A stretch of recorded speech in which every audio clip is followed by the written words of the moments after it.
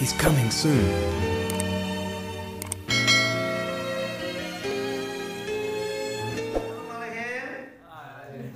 Apa kabarnya? Luar biasa. Yes. Anak Nuha. Kita itu ya, Bapak Ibu Saudara yang dikasih oleh Tuhan, hari ini kita akan dengarkan Dafar Elohim yang saya beri judul yaitu koreksi diri. Nah, saudara yang dikasih oleh Tuhan, banyak orang itu bisa menilai dan melihat kesalahan orang lain. Jadi kalau melihat, menilai kesalahan orang lain itu sangat gampang. Namun kekurangan dan kesalahan sendiri itu jarang disadari. Artinya kalau kesalahan orang tuh gampang koreksinya. Tetapi kalau kesalahannya sendiri itu sulit untuk melihat bahwa ternyata kita ini banyak kelemahan. Dafar Elohim mengajarkan kita untuk bisa mengoreksi diri sebelum mengoreksi orang lain. Artinya sebelum kita melihat orang lain, kita lihat kembalikan kepada diri kita sendiri. Dalam kitab Injil Matai atau Matityahu pasal 7 ayat 3, demikian Dafar Elohim.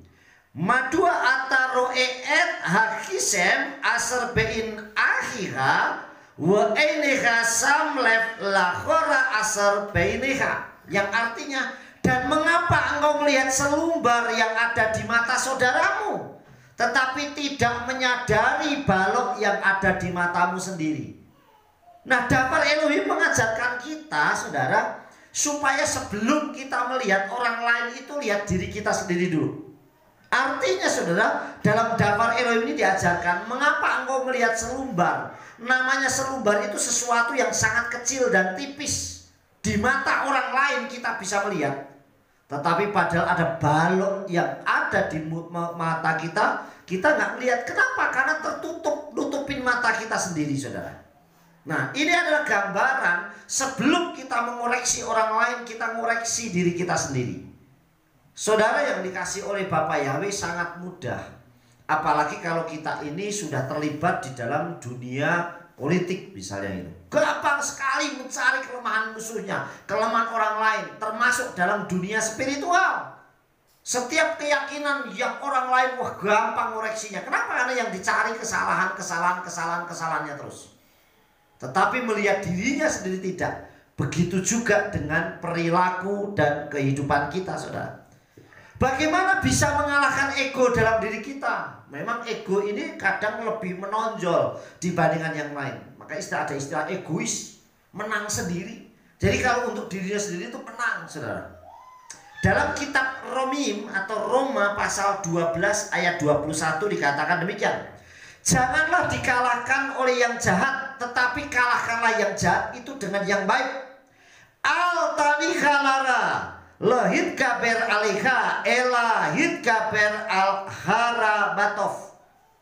Janganlah dikalahkan oleh yang jahat, tetapi kalahkan yang jahat itu dengan yang baik.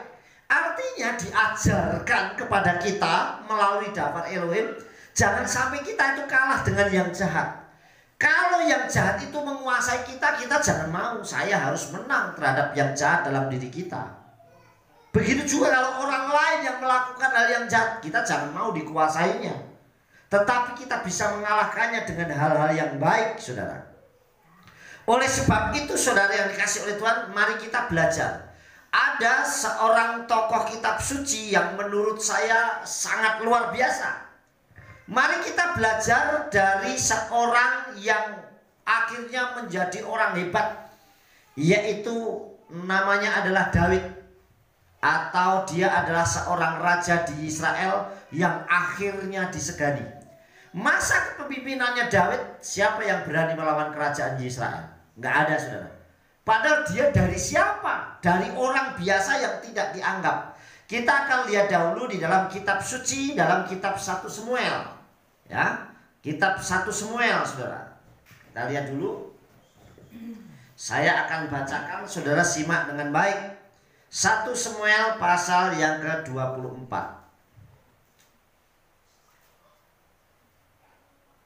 Nah, perhatikan. 1 Samuel pasal 24 ayat 1 sampai 12. Saya bacakan, saudara menyimak dengan baik. Dan terjadilah ketika Saul telah kembali dari mengejar orang-orang Filistin, mereka memberitahukan dia dengan berkata, "Ketahuilah, David berada di padang gurun En-Gedi." Dan Saul membawa 3.000 orang pilihan dari seluruh bangsa Israel dan pergi mencari David serta orang-orangnya di depan batu cadas kambing liar. Dan dia datang ke kandang-kandang kawanan ternak di tepi jalan, dan di sana terdapat sebuah gua. Dan Saul masuk untuk buang hajat, dan David serta orang-orangnya sedang berada di dalam ceruk gua itu. Lalu orang-orang David berkata kepadanya, "Lihatlah, hari yang telah Yahweh firmankan kepadamu. Lihatlah, aku akan menyerahkan musuhmu ke dalam tanganmu, dan engkau harus berbuat terhadap ia menurut apa yang baik di matamu." Lalu David bangkit dan secara diam-diam memotong punca jubah Saul. Dan terjadilah setelah itu hati David menyusahkannya, karena dia telah memotong punca jubah Saul.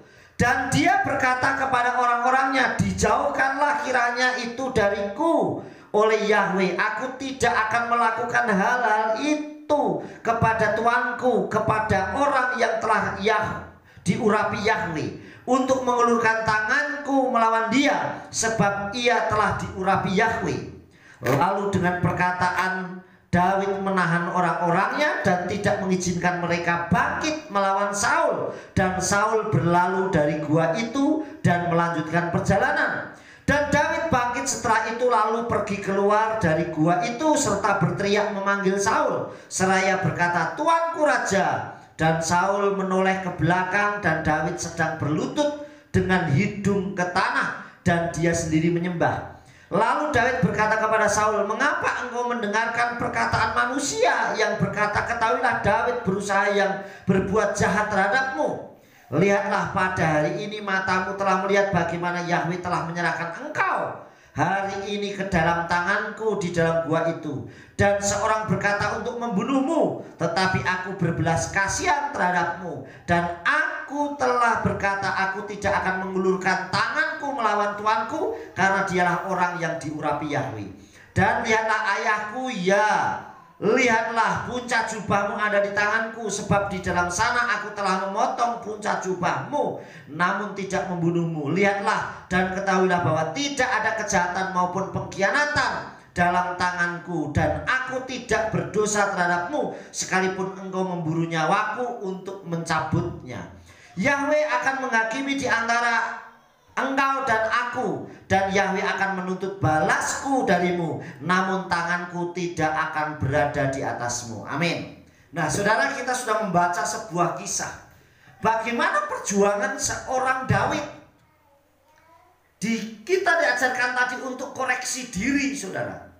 Seperti apa yang sudah saya sampaikan di awal. Dafar Elohim mengajarkan, "Mengapa engkau melihat selumbar di mata saudaramu, sedangkan balok di matamu sendiri tidak melihat?" Ini apa sama dengan yang dialami oleh Saul dan juga David, saudara? Saudara yang dikasih oleh Tuhan, David memperlakukan Saul itu sangat bagus. Tetapi sebaliknya, ada beberapa hal yang saya catat di sini dari pembacaan Dafar Elohim. Yang pertama, David diperlakukan tidak adil oleh Saul. Sampai David ngomong, "Kenapa tuanku lebih mendengarkan omongan orang?" Artinya Saul lebih mendengarkan omongan orang bahwa David akan membunuh Saul, saudara. Artinya ada orang yang laporan kepada Saul kalau David membunuh. Padahal saudara tahu siapa David? David adalah menantunya sendiri, menantunya Raja Saul, saudara. Tetapi apa yang dilakukan David sekalipun diperlakukan tidak adil, dia tidak melakukan dosa. Yang kedua, David dicari terus kesalahannya oleh Saul. Terus diuber sampai pernah dilempar tombak, sampai dikejar. Kalau kita baca tadi, saudara yang dikasih oleh Tuhan, perhatikan poin yang ketiga, David diburu kematiannya oleh Saul dengan 3.000 pasukan khususnya Saul. Bayangkan, satu orang David dikejar sampai 3.000 orang. Itu artinya benar-benar pengen membunuhnya luar biasa. Yang dilihat itu selumbar yang ada di mata Daud. Kenapa? Karena omongan orang. Makanya gosip, hasutan itu bahaya bagi orang yang bisa termakan. Makanya kalau ada orang dihasut, itu orang takutnya kayak apapun, begitu dihasut, digosip terus dia bisa menjadi orang yang kejam dan menjadi orang yang sangat sadis, saudara. Kalau terus seperti Saul, padahal Daud ini menantunya, tapi sampai diuber. Kenapa? Karena ketakutannya pengen membunuh. Tetapi berbeda, saudara. Kalau Saul tidak bisa mengendalikan egonya, tetapi Daud sudah mengalahkan egonya dan mempraktekkan kasih sesuai daftar Elohim. Yang pertama, Daud tidak membalas kejahatan yang dilakukan Saul dengan membunuh Saul sekalipun ada kesempatan. Padahal sebenarnya sudah ada kesempatan, tetapi Daud bisa mengendalikan egonya.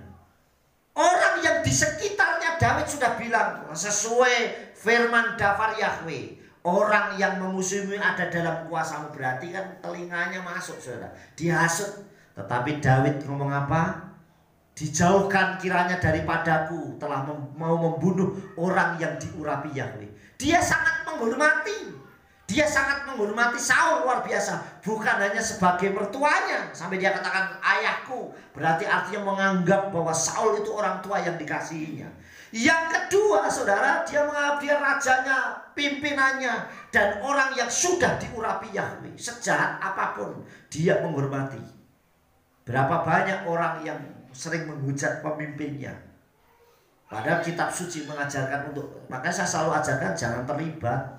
Mau dia sejahat apapun, yang penting kita tidak ikut menghujat, saudara. Itu haknya orang lain, tapi kita nggak perlu. Supaya apa? Tidak ada dosa. Yang pertama, Daud tidak membalas kejahatan dengan membunuh Saul sekalipun ada kesempatan. Yang kedua, Daud hanya mengingatkan dan menegur dengan baik. Nah, saudara, Saul itu udah jelas-jelas salah, tapi dia mengingatkan dan menegur. Itu pun caranya baik. Apa yang dia lakukan? Kalau orang yang tidak bisa mengendalikan ego, nih lihat kamu mau tak bunuh sekarang. Tidak. Justru dia sujud hidungnya sampai ke tanah. Artinya dia berlutut sangat menghormati orang yang diurapi Yahweh dengan dikasihi. Daud hanya mengingatkan dan menegur dengan baik dengan memotong puncak jubah. Itu pun tidak melukai kulitnya sedikit pun. Yang dipotong adalah sit-sitnya. Saudara yang dikasihi. Artinya puncak jubahnya, sit-sitnya yang dipotong. Dan itu pun Daud sudah merasa takut menjamah orang yang diurapi Yahweh. Nggak melukai kulitnya saja, dia sudah merasa nggak nyaman. Karena berarti aku sudah memotong, dan ini nggak boleh dipotong kalau orangnya belum meninggal. Malah dia udah potong duluan, saudara.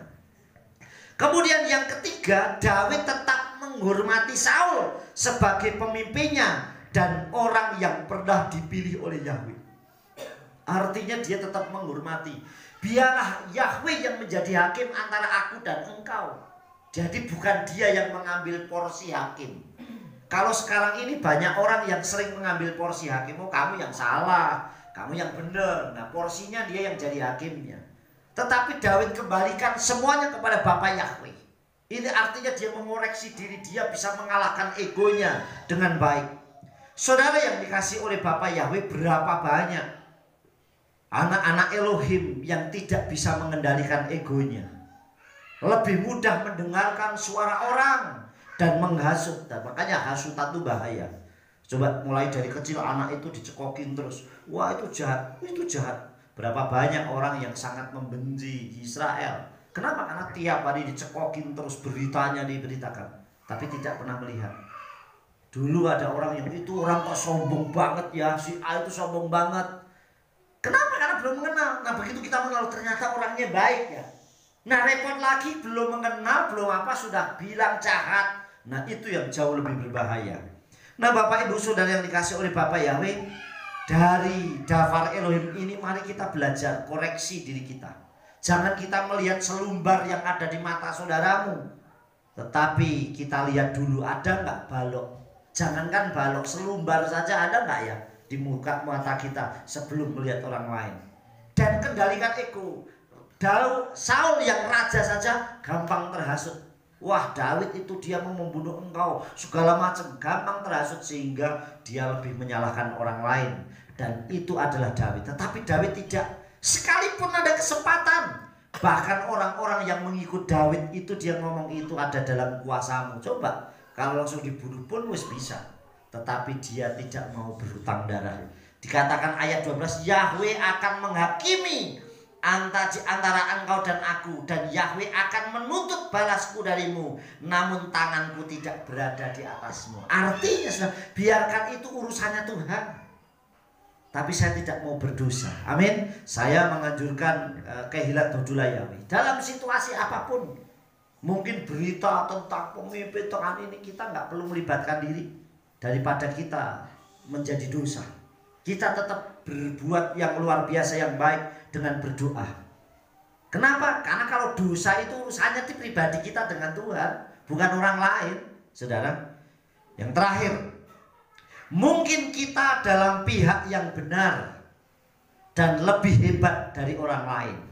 Mungkin kita ini orang yang benar, di pihaknya wis bener kita, dan juga kita lebih hebat dibandingkan orang lain, dan orang lain itu kecil di bawah kita. Tetapi apa Yahweh Elohim besim Yeshua Mashiach mengajar kita untuk selalu rendah hati dan mengoreksi diri. Amin. Kita mungkin lebih hebat, tetapi kita harus tetap rendah hati. Amin. Kita harus bisa mengoreksi diri. Makanya ada filosofi pepatah Jawa itu bagus. Ada pepatah di Indonesia itu, padi yang berisi itu semakin berisi semakin. Nah, orang itu artinya nggak sombong. Makanya kalau sudah lihat nih orang yang pinter, seneng bela diri, baru masuk ke daftar, baru nulis, wis kayak pelatih, saudara. Tapi yang pelatih malah tenang-tenang orangnya. Pernah lihat orang model itu? Padahal mau ikut, wah saya mau ikut perguruan bela diri ini, lagi nulis daftar, jurus juga belum ngerti. Tapi sudah begitu keluar dari pendaftaran, serasa sudah pelatih, saudara.